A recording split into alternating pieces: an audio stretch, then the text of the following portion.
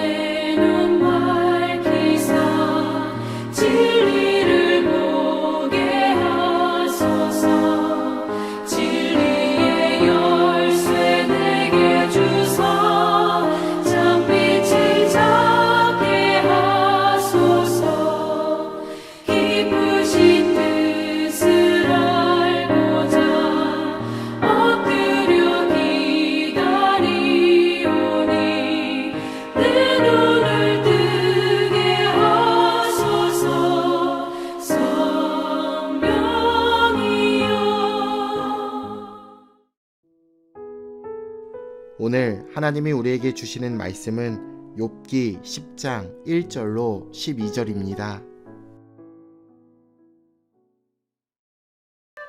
내 영혼이 살기에 곤비하니 내 불평을 토로하고 내 마음이 괴로운 대로 말하리라. 내가 하나님께 아뢰오리니 나를 정죄하지 마시옵고 무슨 까닭으로 나와 더불어 변론하시는지 내게 알게 하옵소서. 주께서 주의 손으로 지으신 것을 학대하시며 멸시하시고 악인에게 빛을 비추시기를 선히 여기시나이까.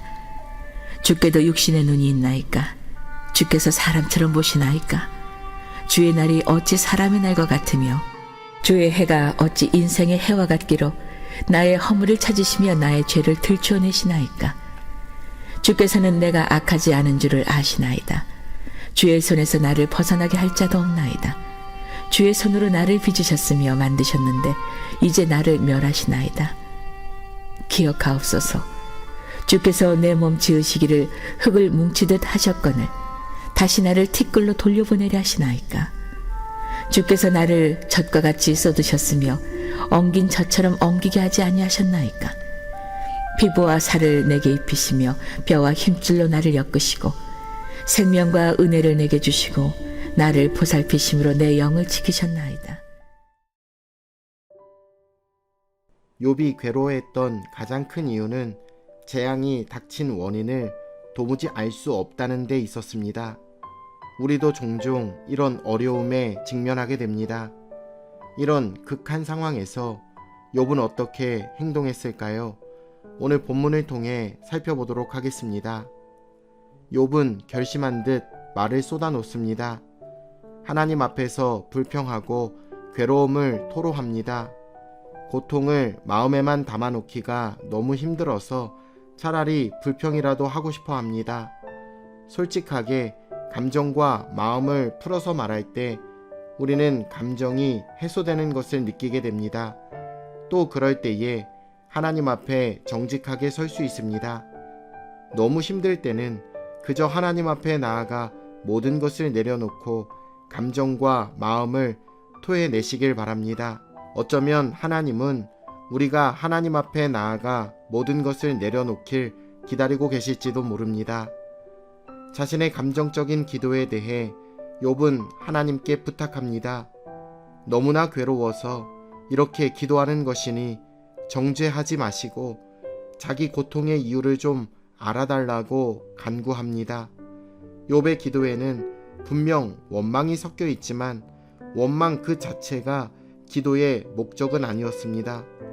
원망은 기도가 아니라 비난입니다. 욥은 알고 싶었습니다. 아무리 자신을 살펴보아도 특별히 하나님께 징벌을 받을 이유가 없었기 때문입니다. 고통과 한탄 속에서 몸부림을 치던 중에도 욥은 자신이 하나님 앞에 기도한다는 사실 자체를 잊지는 않았습니다.